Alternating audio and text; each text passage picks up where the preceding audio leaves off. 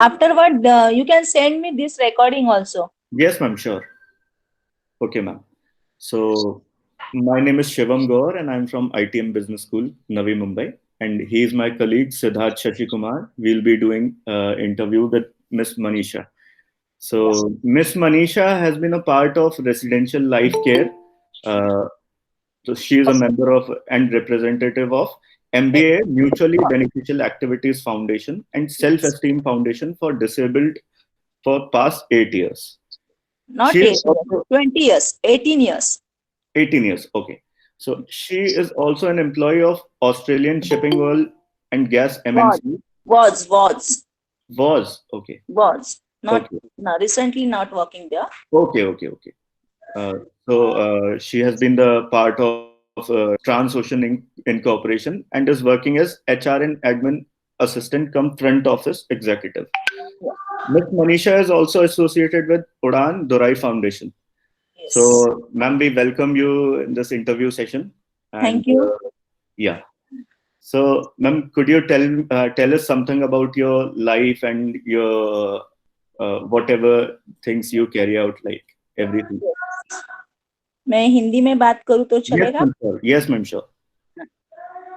मेरा नाम मनीषा बुरके है, मनीषा सुभाष बुरके। एक्चुअली बॉर्न होते समय मतलब डिलीवरी तो नॉर्मल हुआ था मम्मी का, लेकिन डॉक्टरों की गलती से मेरे रीढ़ का हड्डी टूट गया। जब मेरे बुखार का रीजन ढूंढने के लिए उन्होंने रीढ़ की हड्डी से 3-4 बार पानी निकाला था।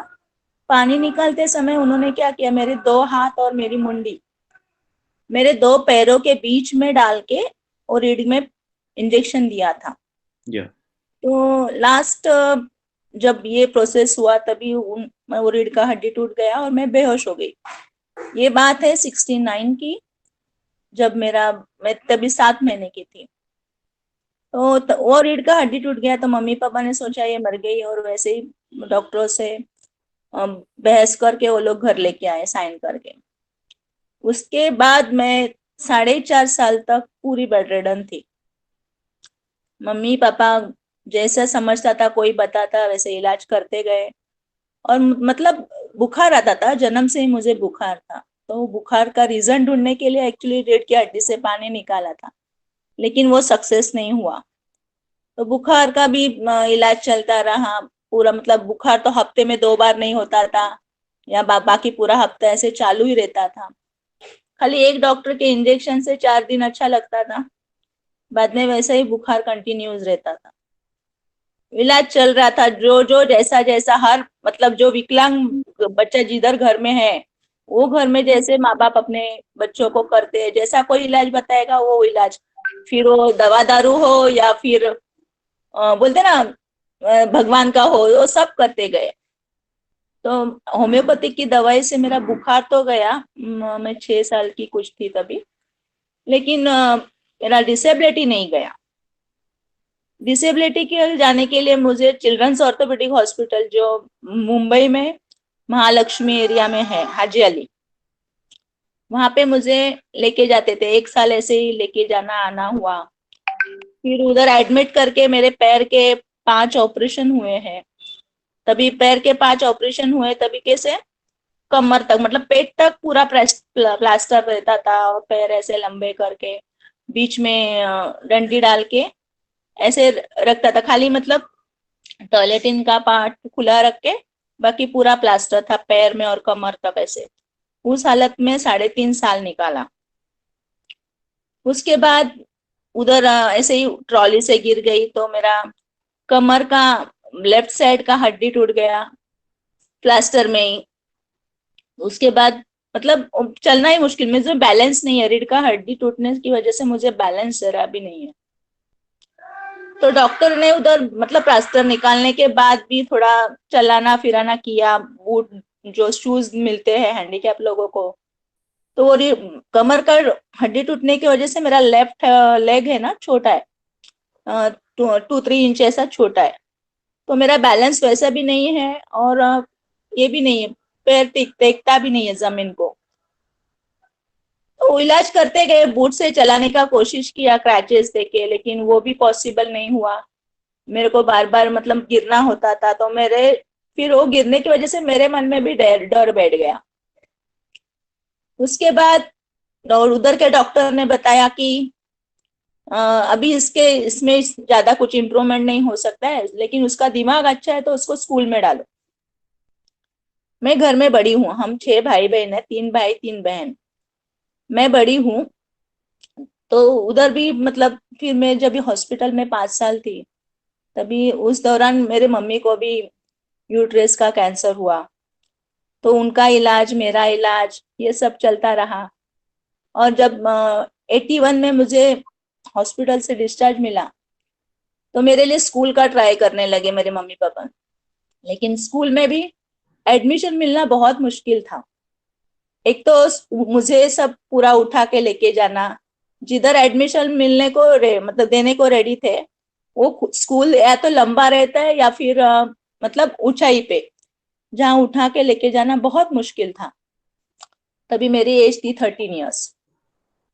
तो वो था जहाँ पे मतलब इजी था, वहां पे ऐसा पता चला कि पेरेंट्स और टीचर्स एडमिशन देने में ऑब्जेक्शन ले रहे थे। क्यों? क्योंकि मैं डिसेबल हूँ, क्योंकि उनके बच्चों को या फिर पेरेंट्स को ऑब्जेक्शन हो सकता है, इसलिए टीचर्स नहीं दे रहे थे। और पेरेंट्स को ऑब्जेक्शन था कि मेरी डिसेबिलिटी उन बच्चों को लगेगी। ये बात 81 की, मतलब तभी दुनिया इतनी पिछड़ी हुई थी। अभी तो एटलीस्ट बच्चों को, अभी के बच्चों को ये तो है अवेयरनेस कि डिसेबिलिटी किसी को लगती नहीं है। Yeah. और अब फिर मतलब तो बहुत मतलब विक्रोली में पहले ट्राई किया। फिर हम लोग मतलब विक्रोली में मेरे पापा का ऑफिस क्वार्टर्स था, जहाँ हम रहते थे। 78 से 81 तक रहे हम वहाँ पे। लेकिन जब भी मुझे डिस्चार्ज मिला हॉस्पिटल से और विक्रोली में एडमिशन मिलना मुश्किल था, तो हमारा रेसिडेंशियल परमानेंट रेसिडेंस भांडुप में है, जहाँ पे हम लोग मतलब हमारा एरिया का ही स्कूल है, सह्याद्री विद्या मंदिर करके।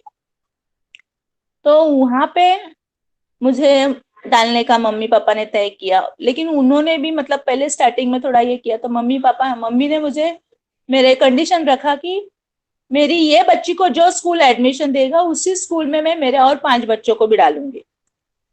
जो कुछ डोनेशन है वो मैं देने को रेडी हूँ, लेकिन सिर्फ मेरे ये 5 बच्चों के लिए डोनेशन नहीं दूंगी। तो मेरे ये बच्ची को जो लेगा स्कूल, उसी को डोनेशन मिलेगा। इस कंडीशन पे सह्याद्री विद्या मंदिर में, और वो लोग मुझे मतलब मेरे जन्म से जानते थे, तो उनको मेरी मतलब बोलते ना बौद्धिक क्षमता पता थी, उनको मेरा मतलब नेचर पता था, बचपन से उन्होंने देखा था। तो वहां पे जो प्रिंसिपल मतलब जिन्होंने फाउंडर थे स्कूल के, उनको भी पता था, उन्होंने एडमिशन देने में हिचकिचाई नहीं की ज्यादा। तो डायरेक्ट मुझे थर्ड में डाला गया, क्योंकि इसको मतलब पढ़ने लिखने को आता था, मैं ब्रेन शार्प था।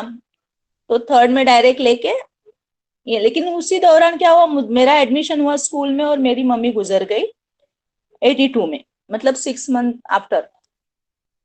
कैंसर से उसका लास्ट स्टेज था, तो वो गुजर गई। उसके बाद मेरे पापा ने हम 6 भाई बहने को पढ़ा लिखा के बड़ा किया। जैसे मतलब अब तभी भी इलाज कुछ न कुछ चालू ही थे, जैसे पापा को कुछ पता चलता था, कोई बताता था कि तुम्हारी लड़की इससे अच्छी हो सकती है, ये तेल लगाओ तो अच्छी हो सकती है, वैसे सब पापा ने किया। मेरी उम्र बढ़ती गई 8 स्टैंडर्ड तक, मतलब जब मैं 18-19 साल तक पापा उठा के स्कूल में लेके जाते थे। तो बहुत मुश्किल होता है। वो स्कूल भी पहले हमारे चौली में था, जैसे हम लोग रहते थे उधर ही, मतलब 2 चौली छोड़ के था। लेकिन बाद में वो स्कूल भी बड़ा होता गया, बिल्डिंग बना, तो लंबा गया, फिर लेके आना जाना। मेरे पापा कंटिन्यूस मेरे लिए नाइट करते थे। वहाँ ऑफिस में भी उनको ताने सुनने पड़ते थे, हमेशा ये नाइट लेता है। लेकिन उनको घर की कंडीशन पता नहीं थी। बाद में मैंने तय किया कि अभी मैं डिस्टेंस से एजुकेशन लेंगी।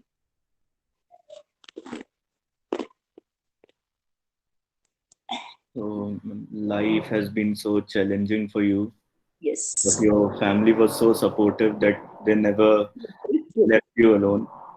That is really great thing that we see in people, rarely see in families, and बहुत कम देखने को मिलते हैं। yeah, it is और very rare that जिनके घर में डिसेबल बच्चा है उनको बहुत तकलीफ सहनी पड़ती yeah.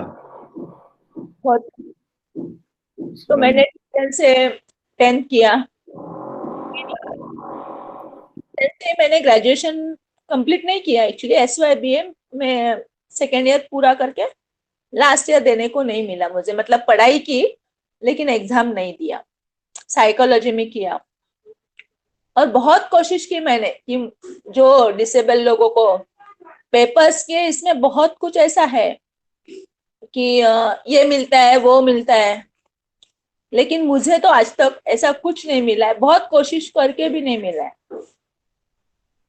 कि जो सहूलियतें होती है, पेंशन है या घर है, ऐसा कुछ भी अभी तक, मतलब कोशिश करके 17-18 साल मैंने बहुत कोशिश की कि नहीं मिला।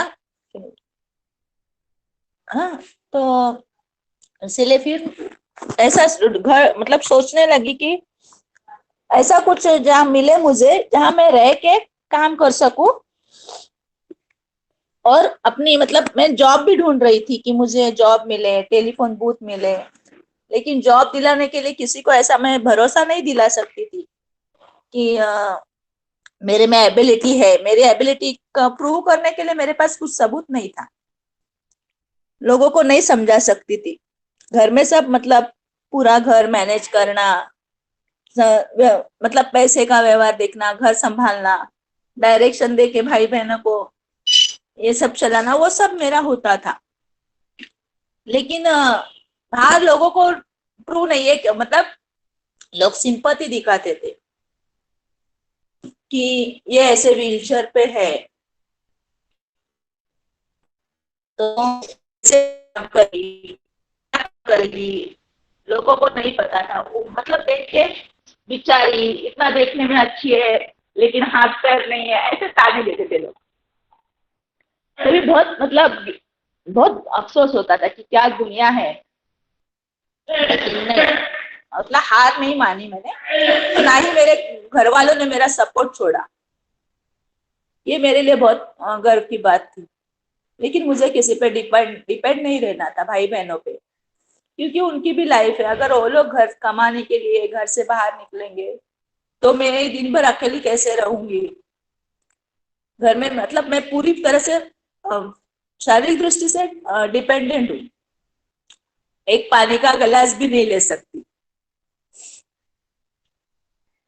इसीलिए फिर मैं ऐसी तलाश करने लगी जहां मैं रह के कुछ कर सकूं, मेरे लिए भी और औरों के लिए भी मेरी कुछ मदद हो सके। Hello. Yes, ma'am. Yes, ma'am. You're audible. Yeah. नहीं, मेरा ऑडियो गया शायद। Yes, ma'am. There may be some network issue. अभी क्या करूं? Ma'am, we can hear you. You can turn your video off. We can hear you. Yeah. 1 minute. Yeah. हाँ, तो मैं मतलब ऐसा सोचती थी कि कुछ तो ऐसा हो।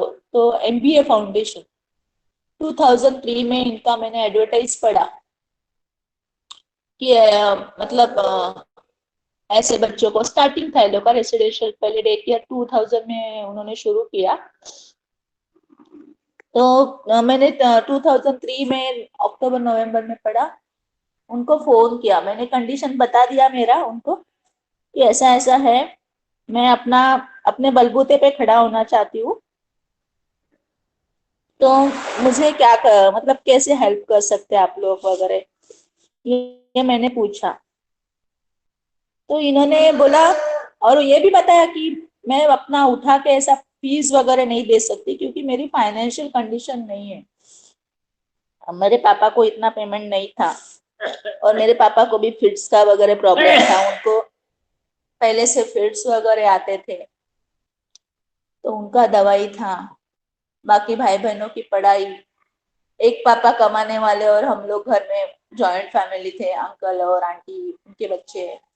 अंकल को भी इतना अच्छे से जॉब नहीं था, तो हम घर में सबसे बड़ी, मतलब अंकल के बच्चे और हमारे भाई बहन, हम भाई बहन सब में मैं ही बड़ी थी। लेकिन मेरे घर वालों ने डिफरेंस किसी में नहीं किया। Yeah, family has been so supportive. So तो you, वो डिफरेंस नहीं था, इसीलिए मैं इतना आगे पढ़ पाई। ये बात है। yeah, फिर मैं सोचती, अभी फिर मेरे पापा भी मतलब बेड रिडन हो गए, उनको फिट्स का प्रॉब्लम है, 68 एज में वो गुजर गए 2006 में। लेकिन उससे पहले वो जब बेड रिडन हुए तो मेरे को भी मतलब थोड़ा सा धक्का था, और घर में 2 जन का पूरा करने का, तो मेरे भाइयों की लाइफ भी मतलब थोड़ा सा डिस्टर्ब हो गई, क्योंकि जॉब गया, उसमें एक भाई मेरा टीबी से गुजर गया, भाइयों में जो बड़ा था। और फिर वो उनके गुजर जाने से पापा को धक्का लगा, क्योंकि वो 32 ईयर्स का था जब ही गया। तो एन जमाने में वो जो जाता है, बेटा अपना गया, इसलिए पापा को भी थोड़ा धक्का लगा था।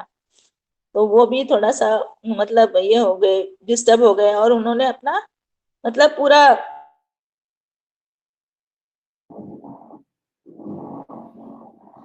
I guess ma'am is facing some network issue.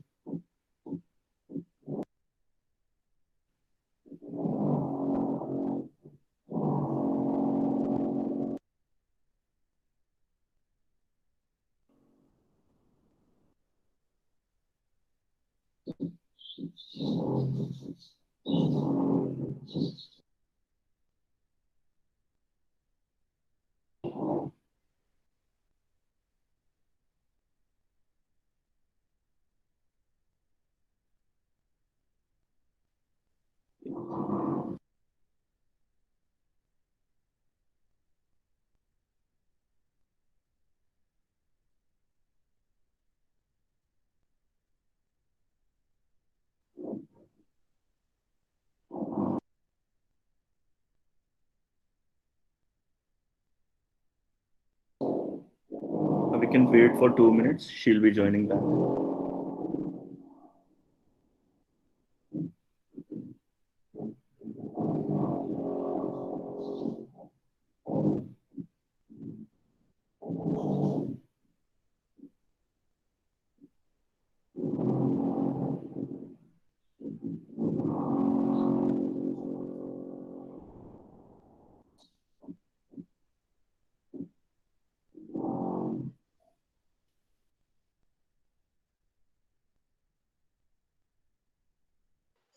We'll wait for her. In Yes, case ma'am. she doesn't join in a couple of minutes, we can call her back. Yeah, ma'am, I just messaged her for like she can join with the same link. So she'll be joining in a minute.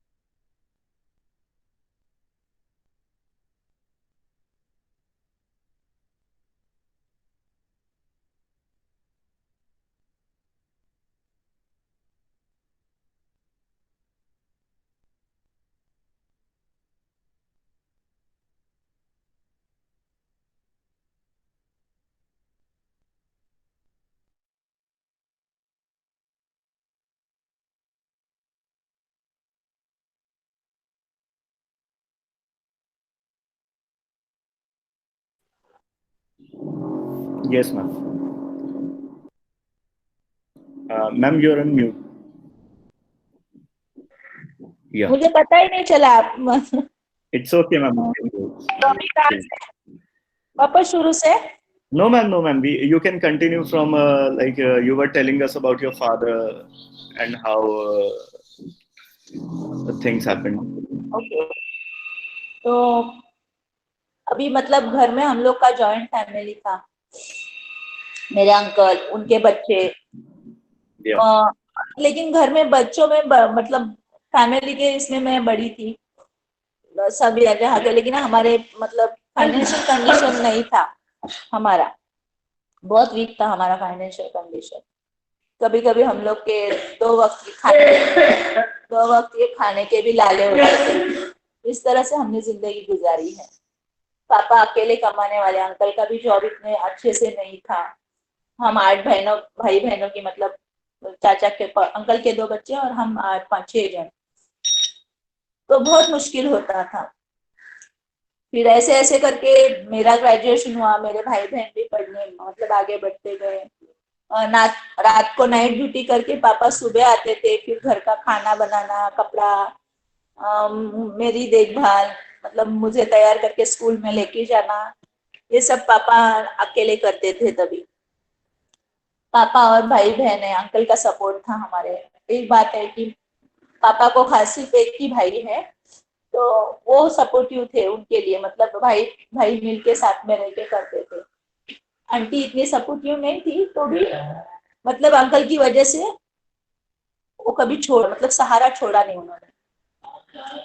ऐसे दिन निकलते गए। फिर मतलब उम्र के हिसाब से पापा की बीमारी भी हो, फिट्स का प्रॉब्लम था, वो बढ़ती गई। और टेंशन था क्योंकि गवर्नमेंट से मुझे जो कुछ सहूलतें नहीं मिली थी वो दिलाने के लिए पापा ने रिटायरमेंट के बाद जो पैसा मिला, वो एक ऐसे दलाल जो होते हैं उनको 3.5 लाख रुपए दे, ताकि मेरे को सेल्फ कंटेंट घर मिले, जहाँ पे टॉयलेट और बाथरूम अंदर हो। लेकिन वो उन्होंने मतलब फंसा दिया हम लोग को, पैसा ले लिया घर, मतलब सीएम कोटे से घर तो मिला नहीं, मुख्यमंत्री कोटे से, लेकिन हमको फंसा दिया। 3.5 लाख में हम लोग डूब गए। पापा का पूरा कमाई, जिंदगी भर का कमाई, 96 में मेरे पापा रिटायर्ड हुए थे, जो विदेश संचार निगम में काम करते थे। तो वो पैसा जाने के बाद उनको जो पेंशन हुआ, 3 4 साल हम लोग उसमें निकाले। और बाद में पापा ज्यादा बीमार गिरने लगे, उसकी वजह से उसी में मेरा मतलब 2004 में मेरा भाई गुजर गया। भाई गुजर जाने के बाद पापा को मतलब बहुत बड़ा शॉक लगा और वो पूरी तरह से बेड रिडन हो गए। बेड रिडन होने के बाद मतलब मेरा करना, मेरे पापा का करना, मेरा सेकंड भाई है, उसके लिए मतलब बहुत मुश्किल जाता था। उसकी भी लाइफ मेरे मतलब हम लोग की वजह से स्पॉइल हो गई ना। जॉब ये अभी अभी भी फिलहाल मतलब उसको जॉब नहीं है अच्छे से। तो मैं सोचती थी कि मतलब जब भी पापा बीमार हुए और वो भाई के गुजरने से पहले ही मतलब मेरे दिमाग में आता था कि अभी पापा बीमार रहते हैं, ये मतलब जो पैसा जाने की वजह से उनको धक्का बैठा था। तो मैं सोचती थी अभी जॉब तो मुझे कहीं मिलेगा नहीं, नहीं गवर्नमेंट कोई हेल्प कर रहा है, ना बूथ मिला, ना पेंशन, ना घर। तो ऐसा मतलब बोलते ना, भीख की तरह लेने से अच्छा कुछ ऐसा करे जहाँ पे सेल्फ स्टीम और डिग्निटी मेरी शाबुत रहे, कायम रहे। तो ऐसा मैं ढूंढ रही थी जहाँ पे मैं रह के काम कर सकूं, मुझे कुछ अर्निंग भी हो और मैं किसी और के काम भी आ सकूं, ऐसा सोच रही थी। तो मैं ढूंढती गई। मैं खुद कोशिश करती थी, पहले मैं टेलीफोन पे बात करना, जहाँ पेपर में पढ़ा उनको लेटर लिखना, और फिर भाइयों को, अंकल को ऐसे भेज के उधर इंक्वायरी के लिए, ये सब मैं कोशिश करती रही। लगातार 22 साल कोशिश की मैंने।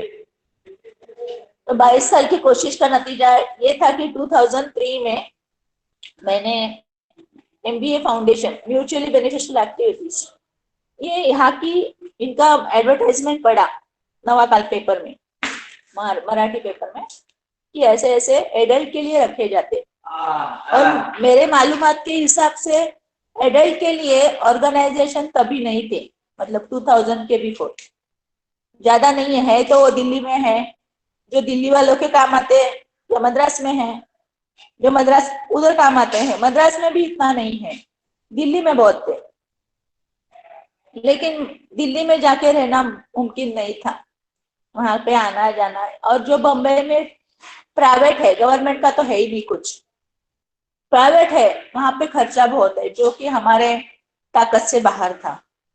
करना मुमकिन नहीं था हमारे लिए।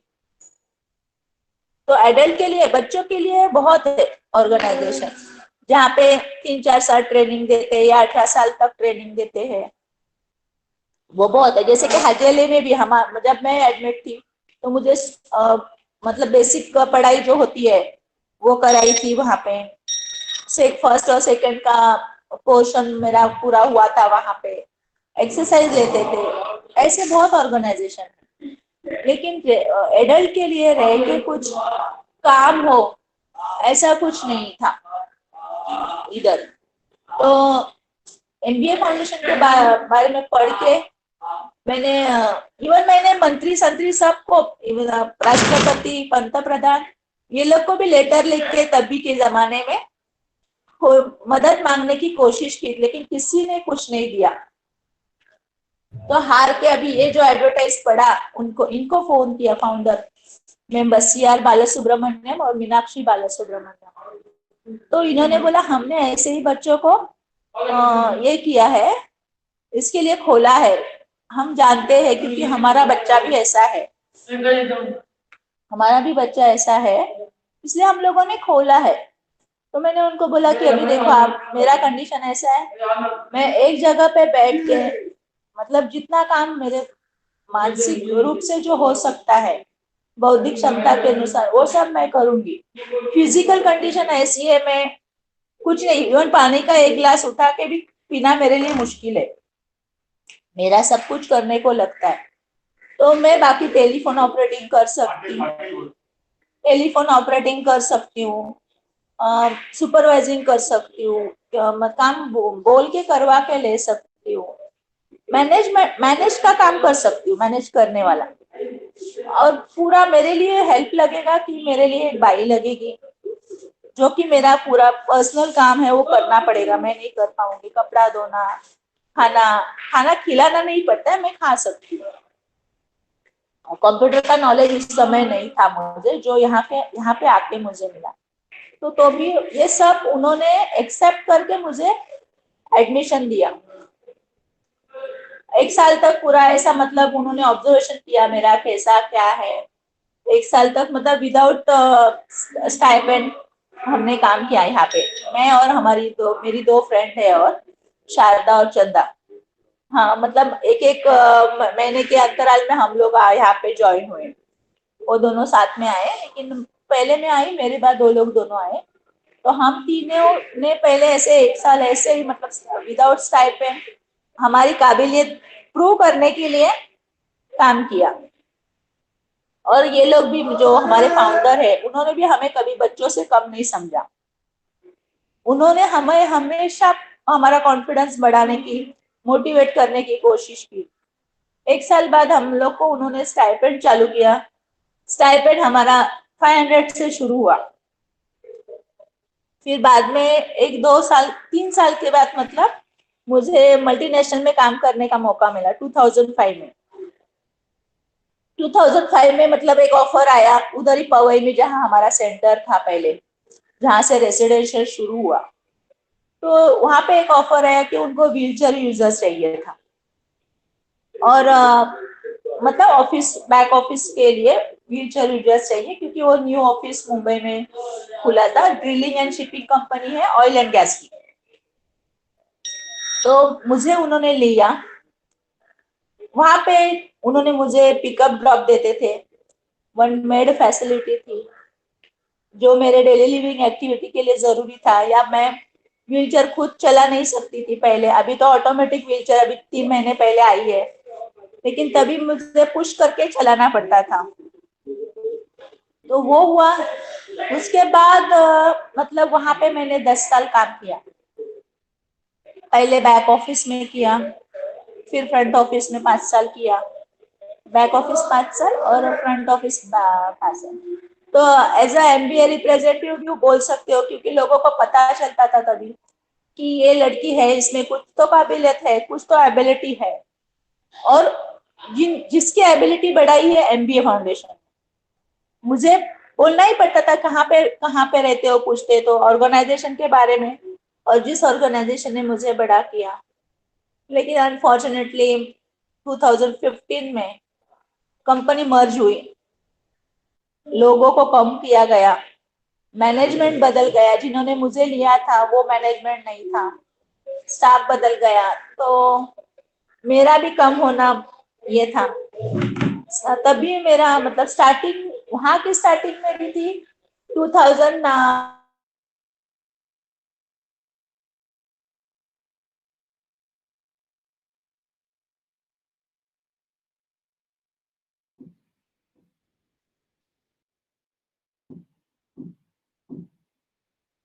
ड्रॉप, मतलब ये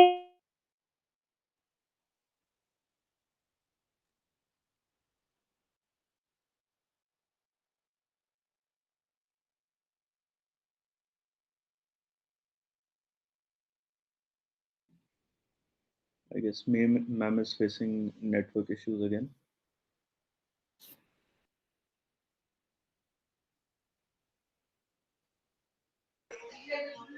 We'll wait until she comes back. Yes, ma'am.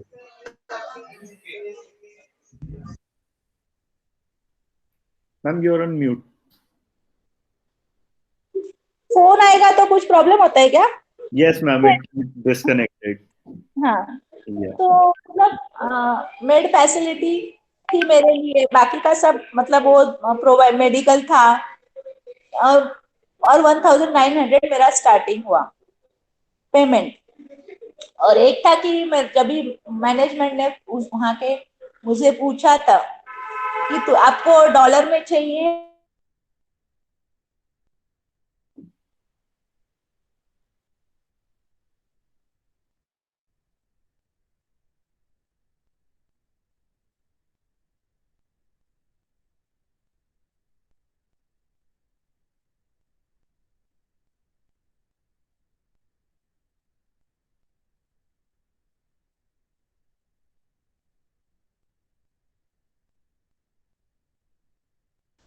तो Yes, ma'am.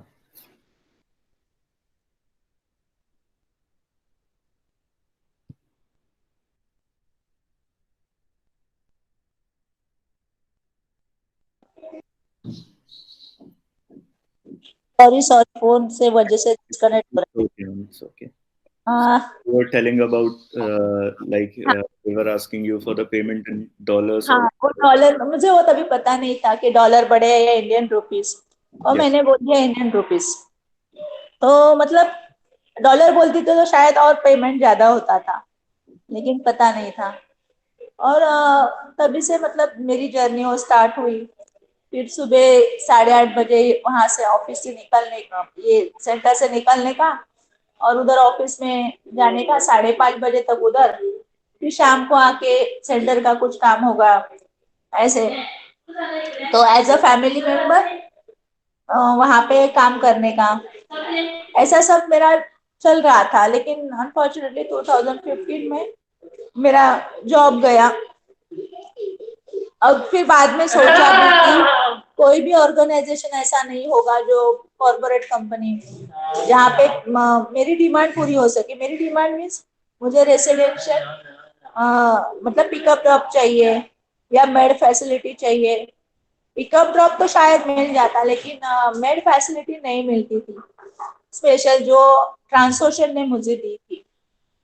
तो फिर मैंने एक तय किया कि अभी जहाँ जिस ऑर्गेनाइजेशन ने, और तभी हमारा ये ऑर्गेनाइजेशन भी बड़ा हो रहा था, मीन्स जो छोटे छोटे पैमाने में ब्रांचेस थी हमारी, वो हम लोग एक जगह कोलैबोरेट कर रहे थे। एरोली में हम लोग शिफ्ट हो गए 2015 में, 16 में हुए, लेकिन 12 से वो प्रोग्राम चल रहा था, मतलब कंस्ट्रक्शन वगैरह, तो बड़ा होने वाला ही था। तो मैंने तय किया कि चलो एक एक साल मैंने अनएम्प्लॉयमेंट मतलब अनएम्प्लॉय करके मैं निकाला कैसे वैसे करके। फिर यहाँ के फाउंडर मेंबर जो है CR बाला सुब्रमण्यम, उन्होंने बोला बेटा तू चिंता मत कर, तेरे लिए सब कुछ बड़ा हो रहा है, ऐसे उन्होंने एक हिम्मत बढ़ाई मेरी। आज मैं यहाँ पे मतलब 2016 से लेके अभी तक 8-6 साल एज ए एम्प्लॉय, भले पेमेंट कम है वहाँ उतनी नहीं है। जब ये उधर का जॉब मैंने छोड़ा था मुझे 21,000 मिल रहा था उधर, इंडियन रुपीस। काट छाट के 18,000 हाथ में आता था, उसमें से कुछ, क्योंकि शुरू में जब मेरी हैसियत नहीं थी तभी इन्होंने मुझे विदाउट पे रखा, कुछ लिए बगैर सब मेरा करते थे। तो मेरा भी फर्ज बनता था कि अगर मेरे हाथ में सैलरी आती है तो मेरे घर के लिए मैं कुछ खर्चा करूं। मेरे लिए मेरा घर है, हम लोग गॉड्स कहलाते, ग्रुप ऑफ डिसेबल। तो शुरू से ही जब भी 1900 भी था तो मैं आधा सैलरी इधर देती थी ये ऑर्गेनाइजेशन को।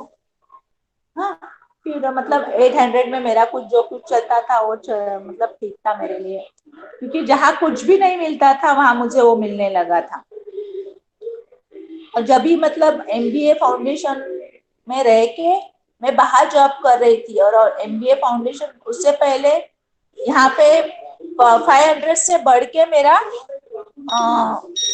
1000 तक, 1090 तक ऐसे मेरा स्टाइपेंड हुआ था।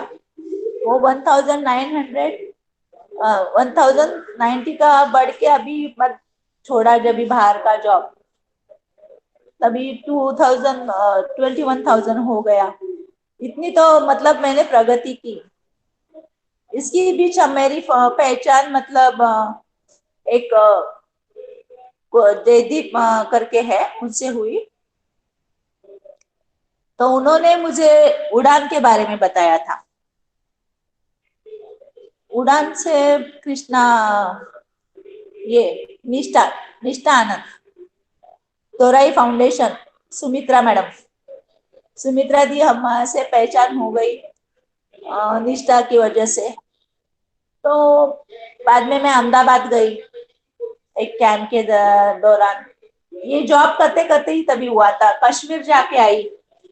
और आपके स्कूल, आपके इसमें भी आईबीएम में भी मैं आई थी 2 बार, जो हमारा कैंप भरा था। नायर मैडम, उनसे भी मुलाकात हुई। उन्होंने मतलब बहुत मोटिवेट किया, उनका भी सपोर्ट है मेरे लिए कि अगर मेरे को अभी कुछ भी जरूरत है तो मैं उनको हक से सबको बोल सकती हूँ कि नहीं बाबा, मुझे आपकी हेल्प की जरूरत है। यहाँ पे आने से मेरा पब्लिक रिलेशन बढ़ गया, जो कि घर में रहती तो शायद नहीं बढ़ता था। मेरे मतलब मेरे इसमें क्या बोलते हैं, मेरे जीवन में जितने भी लोग आए, एक पॉलिटिशियंस छोड़ के बाकी जो भी आए, पहले पहले सिंपैथी दिखाते थे, लेकिन उन सिंपैथी दिखाते समय उनका नजरिया ये भी था कि ये बहुत होशियार है, मतलब वो मेरी तारीफ भी करते थे काबिलियत की। लेकिन घर बोलते ना, घर की मुर्गी घर में तो करते ही है सब तारीफ, बाहर के लोगों को पता नहीं था। लेकिन ऑर्गेनाइजेशन में आने की वजह से लोगों को पता चलने लगा, मेरा पब्लिक रिलेशन बढ़ने लगा, मेरा कॉन्फिडेंस बढ़ने लगा। तो आज मैं एक बोल सकती हूँ कि आज मैं ये भी हो सकता है शायद इन फ्यूचर एक ऑर्गेनाइजेशन बिल्ड करूं, मेरे इस ऑर्गेनाइजेशन के जैसा ही, जो मेरे जैसे को सपोर्ट कर सके, इतना कॉन्फिडेंस मुझ में है। मैं और मेरी 2 फ्रेंड है, शारदा चंदा, जिनके बारे में बताया मैंने, हम तीनों ने भी मतलब दोराई फाउंडेशन से हम तीनों भी जुड़े हुए हैं। तो हम लोग को, और ये एमबीए फाउंडेशन की वजह से हम में इतना कॉन्फिडेंस है। आज पूरा ये जो सेंटर है, अभी कोविड में 10 महीना हो गया, अभी मार्च से लेके, वो 10 महीने में हम लोग 25 जन यहाँ पे रहने वाले मेंटली चैलेंज पीपल के साथ हम लोग रह रहे हैं।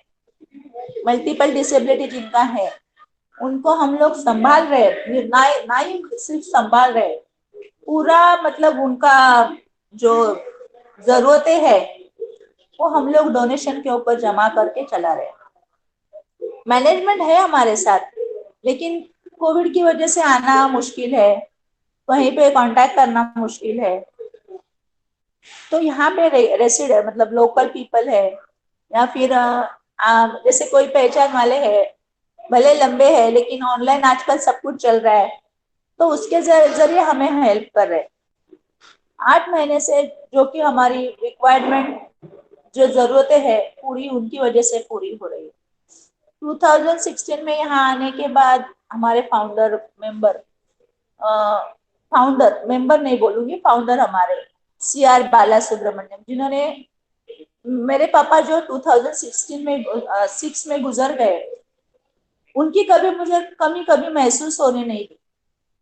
एक बेटी के तरह उन्होंने मेरा ख्याल रखा है। मेरा ही नहीं, सिर्फ यहाँ पे जो भी तभी से जो थे, उन बच्चों को अपने माँ बाप की तरह ही देखते थे। कभी उनको ऐसा नहीं लगा कि हम कहीं एक संस्था में रह रहे हैं। ये मेरा खुद का एक्सपीरियंस भी है। मैं और औरों के बारे में इतना कॉन्फिडेंस से बोल सकती हूँ कि वो लोगों का भी यही है। यहाँ पे जो रहते हैं ना, हम लोग को कभी नहीं लगता है कि हम लोग एक ऑर्गेनाइजेशन में, एक संस्था में रह रहे। भले लोगों के लिए ये संस्था है, लेकिन हम लोग के लिए हमारा ये गॉड्स है, गॉड्स अबाउट। अभी तो गॉड्स अबाउट है, पवई में था तभी गॉड्स हेवन था। ऐसे गॉड्स स्माइल, गॉड्स विल, ऐसे सब नाम उन्होंने रखे थे।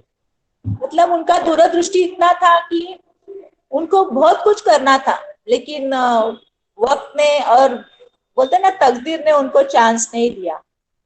2016 जुलाई में वो गुजर गए, बीमार थे, गुजर गए। उनका एक सपना था कि जैसे अभी ये हम लोग एक आ गए, लेकिन माता पिता साथ में रह के ये शुरू करने के पीछे उनका एक ये था कि क्यों शुरू किया इन्होंने, ताकि आफ्टर पेरेंट्स व्हाट, सबके भाई बहन नहीं होते, किसी किसी के होते हैं, संभाल नहीं पाते, क्योंकि उनकी भी पर्सनल लाइफ होती है। वो अगर जॉब पे जाएंगे तो घर में उनको ऐसे बच्चों को, भले वो मेरे जैसे व्हीलचेयर पे हो, मेंटली चैलेंज तो है होंगे तो और ज्यादा प्रॉब्लम होता है। मेरे जैसे मेंटली चैलेंज नहीं है लेकिन व्हीलचेयर पे है, पूरी तरह से डिपेंड है, तो उनको भी किसी केयर गिवर के सहारे नहीं रख सकते। और किसी किसी का फाइनेंशियल कंडीशन ये भी नहीं होता है कि किसी को संभालने वाला रखे और ये तो हो जाए कि उसको संभाले और पैसा देके, वो भी नहीं होता है। और कोई कोई भाई बहन ऐसा संभालना भी नहीं चाहते। हमारे यहाँ पे ऐसे कितने उदाहरण हैं कि बड़े पैसे वाले लोग हैं, लेकिन ऐसे भाई बहनों को संभालना नहीं चाहते। माँ बाप तो एक जन्म दिया करके बोलते ना, कुछ भी करके संभाल लेंगे, भले मारेंगे पिटेंगे, थोड़ा गुस्सा होंगे, लेकिन वो ही प्यार करेंगे। लेकिन ऐसे भाई बहन भी हैं, और जिनके भाई बहन ने तो उनका तो सवाल ही नहीं आता है। भाई बहन नहीं जिम्मेदारी उठा सकेंगे तो सगे वाले कैसे, बाकी के सगे वाले तो पॉसिबल भी नहीं है उनको समझना। मतलब उनको समझ के, इनको समझ के लेना बहुत मुश्किल है। और मेंटली चैलेंज पीपल तो एक्सप्रेस भी नहीं कर सकते अपने आप को, उनका तरीका ही अलग होता है, उनको हमें समझ के लेना पड़ता है। जो कि अभी हम लोग यहाँ पे 18 साल से जो तीन रह रहे हैं, पूरा 24 घंटा इनके साथ है। हम यहाँ पे अभी रेसिडेंशियल 50 के ऊपर है रहने वाले हम लोग। लेकिन सुबह डे केयर में जो आते हैं, ऐसे सब टोटल कुल मिला के 200 staff, training, residential, more than 200 है हम लोग। वॉलंटियर्स आते हैं, थेरेपी होते हैं यहाँ पे जैसे जिसकी रिक्वायरमेंट है, फिजियोथेरेपी, साइकोथेरेपी, फिर स्पीच थेरेपी, ये सब थेरेपीज होते हैं। हिरानंदानी जैसा हॉस्पिटल के साथ हम लोगों ने एक कोलैबोरेट किया है। मतलब रेसिडेंशियल के लिए एडमिट होंगे तो फ्री है, बाकी दवाई का खर्चा करना पड़ता है। और अभी इधर ऐरोली में एप्पल हॉस्पिटल है, एप्पल हॉस्पिटल के इसमें भी मतलब दवाई वगैरह लेना पड़ता है। बाकी ये नहीं है, क्या बोलते हैं उसको, रेसिडेंशियल के लिए फ्री नहीं है, रहना फ्री नहीं है, लेकिन बाकी दवाई वगैरह इमरजेंसी में उधर लेके जाते हैं तो कुछ भी हेल्प मिलती है। ऐसा सब हमारा है organisation. Anything else? Like you mentioned about gods. हाँ, group of Yeah, can you tell us more about gods? Gods. Yeah. मतलब जैसे कि अभी मैं वही गॉड्स ग्रुप ऑफ डिसेबल, यहाँ पे जो हम लोग एडमिशन देते हैं ना, तो कैसे है, एक तो जिनके मम्मी पापा एजेड है, घर में बच्चों को नहीं संभाल सकते हैं, उनको हम लोग लेते हैं। लेकिन वो भी कंडीशन है कि वो ग्रुप में बैठना जरूरी है, किसी को हार्मफुल नहीं। मेंटली चैलेंज में क्या होता है, कोई कोई हाइपर एक्टिव होता है। हाइपर एक्टिव मीन्स अभी जो ऑटिज्म है या फिर अदर्स मेंटली चैलेंज का जो कैटेगरी होता है, हाइपर एक्टिव रहेगा तो उसको किस वजह से वो हाइपर एक्टिव है ये हम लोग फाइंड आउट करते हैं। लेकिन उसमें फिर समझो ग्रुप में बैठने हो सकता है क्या, उसको थेरेपी देंगे कुछ, मतलब सिटिंग टॉलरेंस का ये होता है कि उसको बैठने का एक तरीका, किस में खुश रहेगा उसको उसमें बिजी करके उसको बिठाने का, या किस वजह से उसको प्रॉब्लम होता है। ऑटिज्म में क्या होता है, किसी किसी को पंखे का आवाज वो भी सहन नहीं होता है, मतलब नॉइस की वजह से, या टचिंग का ये होता है। तो ये सब फाइंड आउट करके उसके ऊपर पहले उसको डे केयर में रखते हैं हम लोग, फिर ये देते हैं। और उनको मतलब जैसे कि अभी मल्टीपल डिसेबल है ना, वो बोल सकता है ना वो एक्सप्रेस कर सकता है ना कुछ कर सकता है, मीन्स फिजिकली भी कुछ नहीं कर सकता है। अभी बहुत मतलब है यहाँ पे, चलता फिरता है। अभी समझो एक हमारे यहाँ पे है, 2-3 जने से चलते, टॉयलेट आएगा तो टॉयलेट जाएगा, लेकिन जो उनको चाहिए खाना है वो एक्सप्रेस नहीं कर पाते। कोई कोई ऐसे है कि हाथ को पकड़ के दिखाएगा कि मुझे ये चाहिए। इसलिए हम लोगों ने केयर गिवर रखे हैं यहाँ पे। तो केयर गिवर अगर नहीं समझते तो हम 3 हैं यहाँ पे उनको समझाने वाले, उनको ट्रेनिंग देने वाले कि बाबा basically god is about you. आप लोग ह्यूमन का बिहेवियर समझ के उनको गाइड करते हो इस तो तरीके मतलब से। ये करना है कि उनको किस किस तरह से हम लोग हैंडल करें। जी मैम, ये एक बहुत बड़ी बात है कि जो हम लोग नहीं कर पाते हैं वो आप लोग कर रहे हो हम वहां पे, लोग और ये आज हमें ज्वाइन हो जाओ तो हम लोग आपको सिखा देंगे। हम लोग बिल्कुल चाहेंगे कि आपके साथ ज्वाइन हो। अभी तो हम लोग इंटर्न कर रहे हैं, बट हम लोग बिल्कुल चाहेंगे कि इन फ्यूचर। इंटर्न करके बाद में भूलना है नहीं, लेकिन नहीं मैम, बिल्कुल नहीं, बिल्कुल नहीं मैम, हम लोग कनेक्टेड क्योंकि रहेंगे ये आपसे। आपका एक तो मतलब एजुकेशन पार्ट होता है का जी आप करते हो, लेकिन क्या होता है बाद में आपका मतलब बोलते ना करियर लाइफ शुरू हो जाता है। जी उसके बाद मतलब थोड़ा उसमें गैप हो जाता है। चलो जी ये दुनियादारी है, पहले अपना जीवन ऐसा ही, लेकिन अपने जीवन के साथ साथ दूसरों को हेल्प करना, ये आप अगर कंटिन्यूस रखोगे ना, हर ह्यूमन नेचर ये होना चाहिए कि जी अभी जैसे कि मैं मेरी बात करती हूँ, मैंने ये सोचा चलो मेरे को जॉब मिल सकता था अगर मैं सर्च करती, तो ऐसा नहीं कि जॉब नहीं मिलेगा अभी, क्योंकि इतना पब्लिक रिलेशन भी बढ़ गया था, किसी को बोल के एडवर्टाइजमेंट दे के या मेरा एक्सपीरियंस बता के मैं जॉब ले सकती थी। लेकिन मुझे नहीं करना था। क्यों मुझे नहीं करना था कि यहाँ पे जो जरूरत मेरी ज्यादा थी, पैसा इंपॉर्टेंट है। अभी मुझे यहाँ पे इतना पैसा नहीं मिलता जितना मुझे बाहर मिलता था, लेकिन मेरी पूरी केयर करके अगर वो लोग बोलते ना एक फूल अक्खा फूल नहीं दे सकते, लेकिन उसमें से जो पंखुड़ियां मिलती है वो भी मेरे लिए बहुत है। अभी 9,000 मुझे यहाँ पे मिलता है, कहाँ 21,000 और कहाँ 9,000, बहुत गैप है। हाँ मैं एक सोचती हूँ, मैं उधर रहती मतलब उधर जाती थी तो आधा पगार मैं इधर देती थी तो मेरा उतना ही होता था। तो मुझे उसमें मैं कौन ये थी, कंफर्टेबल थी या मैं सेटिस्फाई थी। अभी इसमें भी सेटिस्फाई हूँ, या आगे जाके और भी कुछ फ्यूचर में लिखा होगा कि मैं कुछ ऐसा करूं जो हर एक के लिए एक बोलते ना मिसाल कायम करूं, शायद हो सकता ये है। जो आप लोग ये जो एक्टिविटीज कैरी आउट कर रहे हैं, जो हाँ यहाँ पे एज पर ये एक एबिलिटी बहुत बड़ी मिसाल है कि जो चीजें हम लोग नहीं कर पा रहे हैं और हम लोग इनएक्सेसिबल हैं, वो लोग वो चीजें आप लोग कर रहे हैं। ये तो एक सोसाइटी के लिए खुद एक बहुत बड़ा मैसेज है हाँ और एक कि बात है जी कि यहाँ पर एज पर एबिलिटी ट्रेनिंग दिया जाता है। अभी जी मुझे कंप्यूटर आता नहीं था, मुझे यहाँ कंप्यूटर सिखाया गया जी क्योंकि उनको पता था ये कंप्यूटर सिखाने से इसका नॉलेज और बढ़ेगा और उस नॉलेज का फायदा ऑर्गेनाइजेशन को होगा। जी तो उन्होंने मुझे कंप्यूटर ट्रेनिंग दिया, उसके बाद ही मुझे जॉब लगा। जो मैंने ट्रांसलेशन में जॉब किया उसी बलबूते पे किया। तो यहाँ पे एज पर एबिलिटी ट्रेनिंग देते हैं। जैसे कि अभी एक पेपर बैग बनाने के लिए कोई मेजरमेंट लेता है, कोई फोल्डिंग करता है, कोई पेस्टिंग करता है। सुई में धागा डालना भी एक बोलते हैं ना क्षमता है, एबिलिटी है, वो हर कोई नहीं डाल सकता है। जी। हर एक में डिसेबिलिटी है, लेकिन कोई मानता है कोई नहीं मानता है। एक चश्मा लगाना भी डिसेबिलिटी है, जिसको दिखता नहीं वो चश्मा लगाता है, लेकिन तो भी नॉर्मल कहलाता है, वो तभी नहीं मानेगा। लेकिन अंधे को, जिसको मतलब बेचारे को दिखता ही नहीं, उसको अंधा बहरा मुक्का करके लंगड़ा करके लोग ताने मारते हैं। इस तरह से होता है।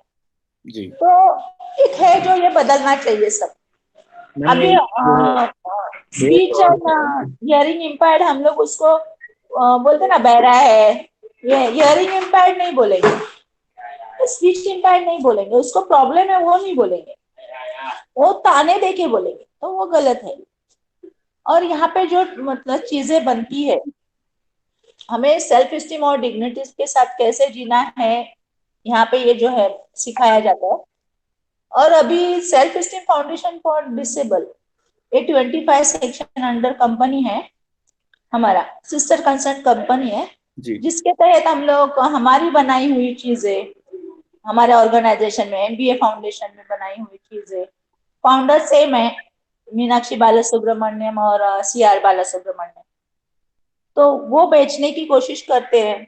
या फिर हमारे जैसे हमारे ही फील्ड में काम करने वाले ऑर्गेनाइजेशन है, या घर बैठे डिफरेंटली एबल पीपल है, उनको एज पर एबिलिटी जो बनाते हैं, उनकी चीजें हम लोग लेके मार्केट में लाने की कोशिश करते।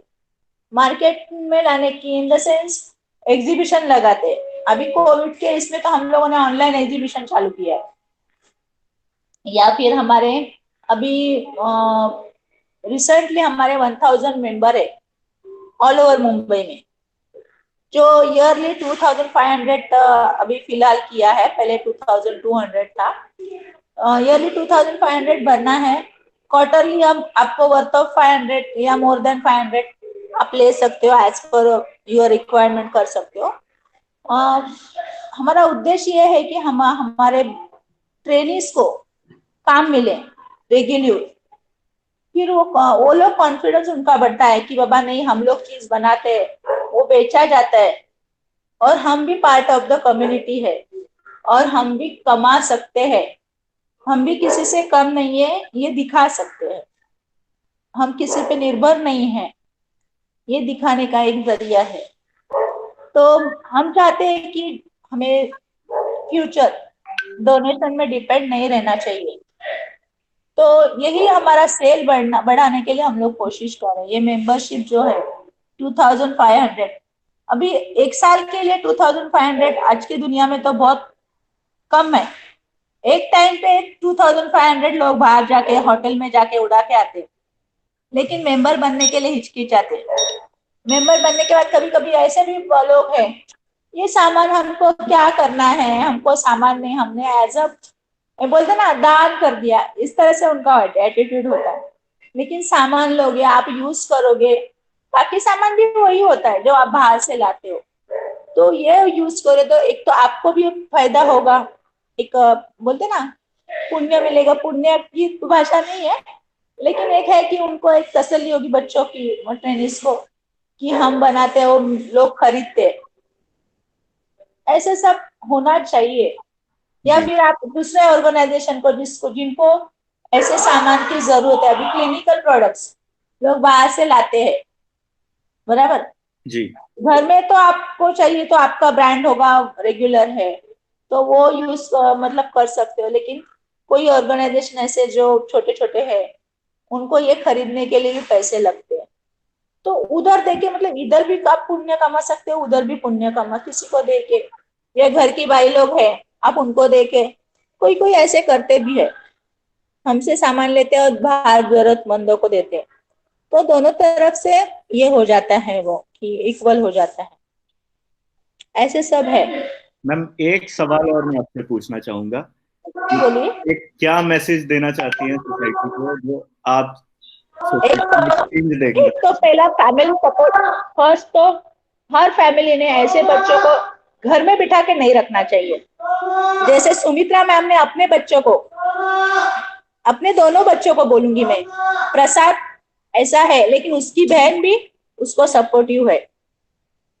और मेरे घर में मैं ऐसी हूँ, लेकिन मेरे छोटे भाई बहन भी मुझे सपोर्टिव है, क्योंकि मेरे पापा ने वो नींव डाली, मेरे मम्मी पापा ने वो नींव डाली, मेरे अंकल आंटी ने उनको सपोर्ट किया।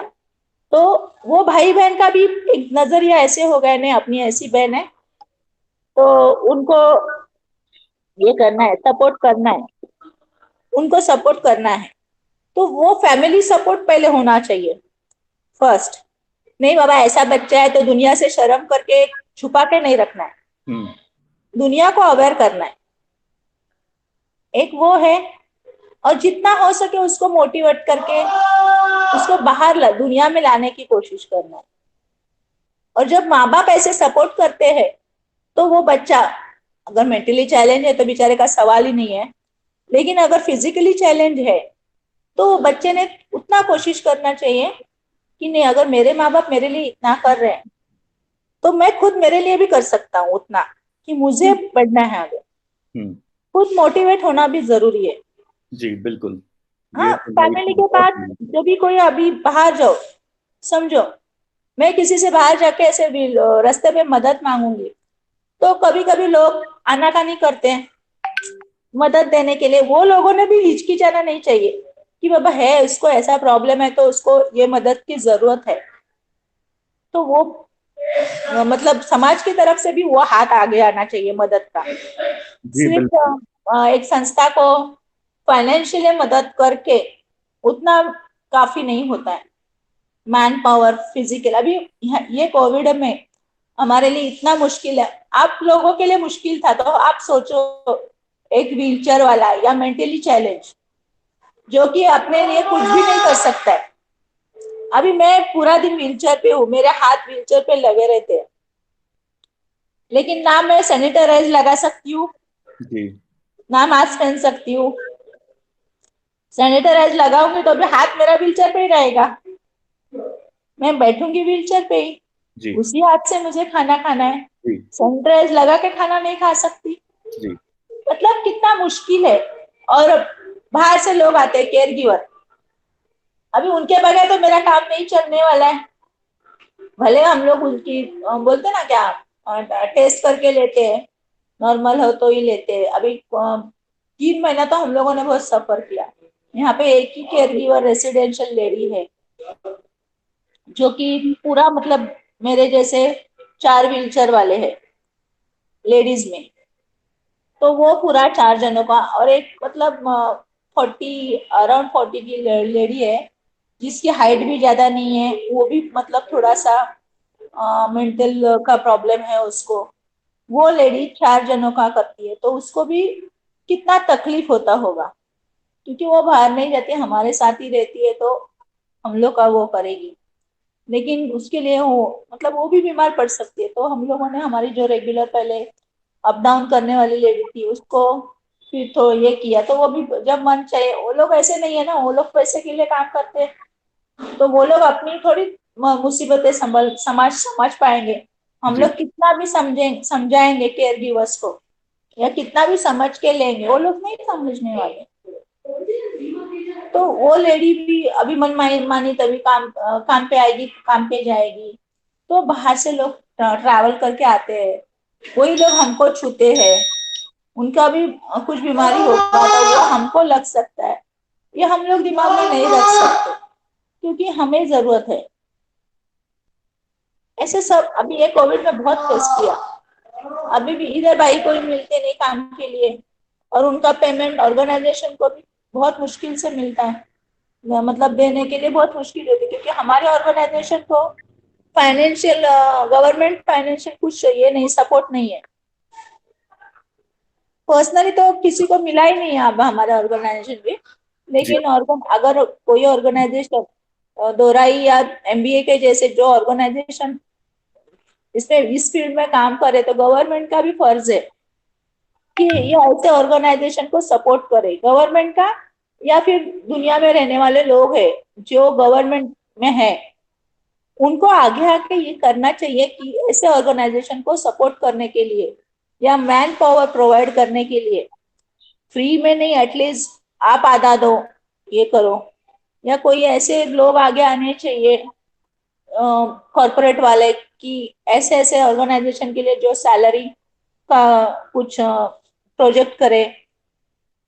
ये सब होना चाहिए, वो नहीं हो रहा है। इसी वजह से भले ऑर्गेनाइजेशन कितना भी चाहे, ये सबको सपोर्ट करना जरूरतमंदों को नहीं हो सकता है, क्योंकि आजकल इतने खर्चे ही इतने बढ़ गए हैं ना कि मैनेज करना बहुत मुश्किल है। जी बिल्कुल, ये बिल्कुल सही बात है। आपने अभी काफी सारी चीजें बताई, और हम लोगों को जो रियल लाइफ एक्सपीरियंसेस हैं ये हम लोगों ने कभी आज तक एक्सपीरियंस नहीं किया, जो आपने बहुत सारी चीजें हमें बताई। और हम लोग अभी सिर्फ ये सोचते हैं कि हम लोग पूरे कैपेबल हैं हर चीज करने के लिए, बट हम लोगों ने कभी लाइफ को उस एस्पेक्ट से देखा ही नहीं जब जिस एस्पेक्ट से आप लोग देखते हैं और चैलेंजेस फेस करते हैं। ये एक बहुत हम लोग म्यूचुअल बेनिफिट है। अभी देखो हम लोग मेंटली चैलेंज पीपल से काम करवा के लेते, जी वो भी बिजी रहते हैं, उसकी वजह से उनको भी फील कराते हैं कि वो काम कर सकते हैं। जी और हमारा काम भी हम निकलवा के लेते हैं। हम किसी के ऊपर निर्भर, मतलब किसी के लिए वेट करके नहीं रह सकते जी कि कोई बाहर का नॉर्मल आदमी आएगा और हमारा काम करेगा। जी तो अभी मुझे पानी चाहिए, मैं किसी ऐसे नॉर्मल व्यक्ति के लिए वेट नहीं करूंगी। बाबा जो समझ सकता है, जिसको मतलब कान से सुनाई देता है या दिमाग है, अभी ये शायद आप नहीं देख पाओगे, एक सागर करके हमारे यहाँ पे एक लड़का है, ऑटिज्म है, बोल नहीं सकता है, लेकिन अभी उसको देखो पानी भर के लेके गया, अभी खाना खाने का है, उसको टाइमिंग का बराबर पता चलता है। उसका खाने का टाइमिंग हुआ 12 बज गया तो बराबर ऊपर नीचे डाइनिंग हॉल से लेके मतलब उधर घूमता रहेगा। अभी जग भर के लेके गया पानी का। अभी एक हमारे यहाँ पे जो शारदा जितेगर करके है, she is walking on elbow crutches, तो वो बाकी सब संभाल लेती है, मतलब पूरा ऑलराउंडर है वो, हर काम वो कर सकती है। तो वो खाना बनाने का काम करती है, सर्व करने का काम करती है, लेकिन क्या है, वो करती है वो तो बर्तन जो है, हेवी बर्तन वो उठा के नहीं रख सकती। अभी सुबह का ही एक चाय का है, चाय का केटली रहता है, तो वो एल्बो क्रैचेस पे चलते तो केटली लेके तो नहीं जाएगी, उसके लिए उसको एक कोई पर्सन चाहिए जो केटली वहां तक लेके जाए। तो ये सागर करके लड़का है ना, वो लड़का, उसको पता है, अभी वो उसको देखेगा, उसको चाय चाहिए ना, तो वो देगी, वो पता है उसको, तो वो केटली उधर तक लाके देगा, मतलब बिना बोले वो काम करेगा वो। ऐसे है, मतलब उसका अगर उनको कंटिन्यूस हम लोग रखे ना कि बाबा उनको एक बोलते ना हम लोग क्या बोलते उसको, एक डिसिप्लिन रखे कि ये काम तुमको सिखाया है तो वो काम करना है। या फिर अभी व्हील चेयर पे जो कुछ कोई कोई है जिनका बॉडी शेक होता है, बटन नहीं लगा सकते, वो सागर करके लड़का है, वो बटन लगाएगा। जो हट्टे कट्टे है, किसी को व्हील चेयर पे बिठाना है, वो भी व्हील चेयर पे बिठाएंगे, व्हील चेयर को धक्का मारेंगे, उधर तक लेके जाएंगे, कुछ सामान लाके देंगे, ऐसा सब कुछ हम उनसे करवाते हैं।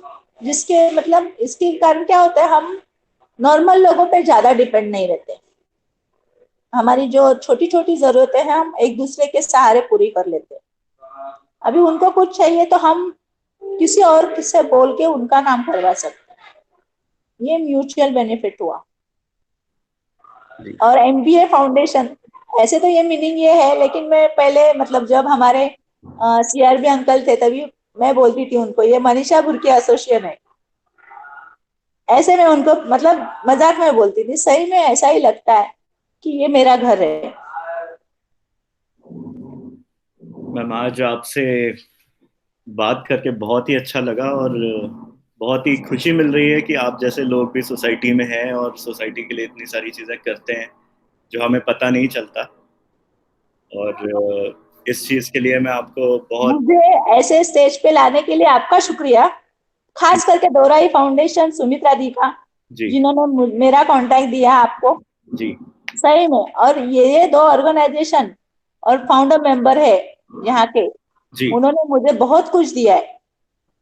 ये दो ऑर्गेनाइजेशन का मैं हमेशा से शुक्रगुजार रहूंगी। जी। सौजन्या मैम।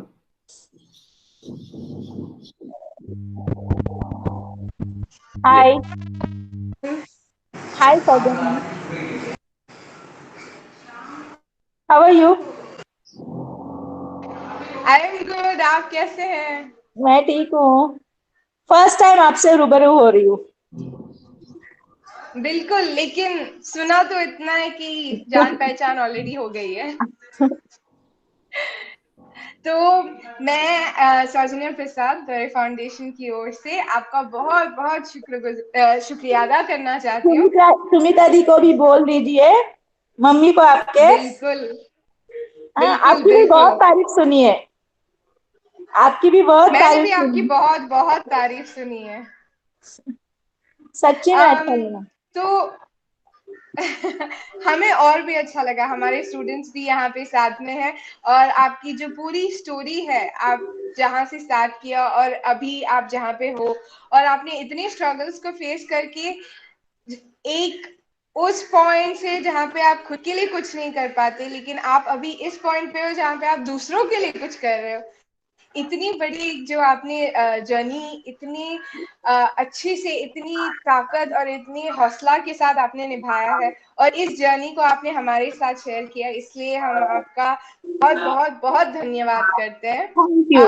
हम दौरे फाउंडेशन की ओर से ऐसे सारे जो लोग हैं जिन्होंने हौसला निभाकर अपनी जर्नी को कंप्लीट किया है, जो सोसाइटी के लिए कुछ कर रहे हैं, खुद की प्रॉब्लम्स को ओवरकम करके दूसरों की मदद करें, उन सब का हम एक स्टोरी बना के कैटलॉग बना रहे हैं।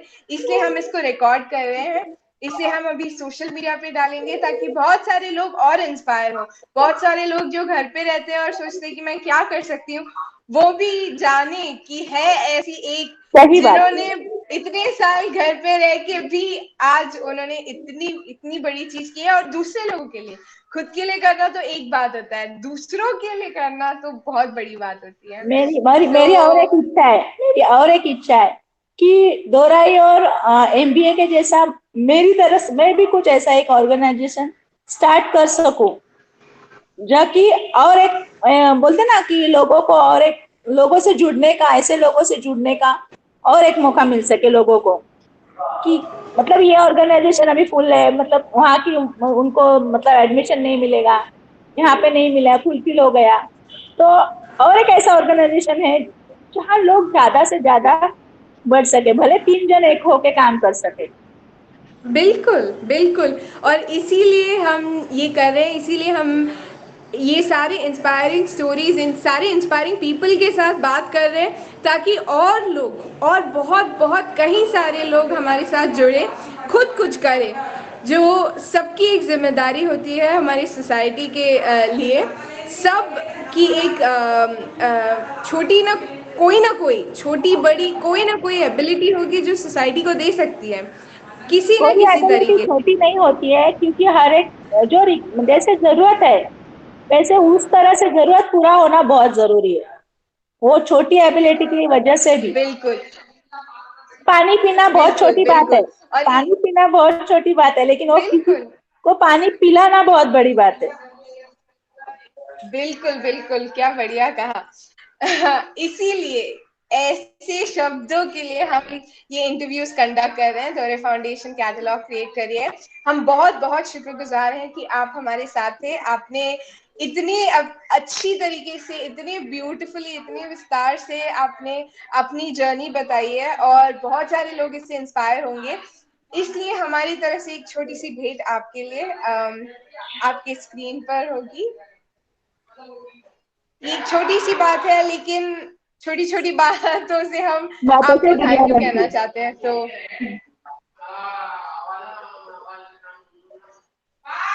ये आपके लिए।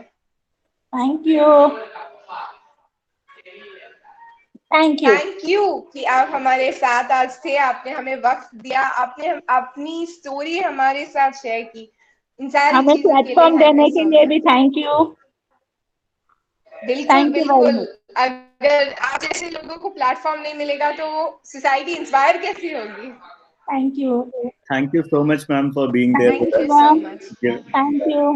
या आपको आपको एक बहुत बहुत हैप्पी मकर संक्रांति और Thank एक you. बहुत अच्छा दिन। Happy Pongal, happy Baisakhi. Thank you so much. Thank you okay, Thank you. सबके लिए हैप्पी पोंगल, हैप्पी बैसाखी। चलो bye bye. Ma'am, have a nice day. Have a you nice too, bye bye bye. Bye. day.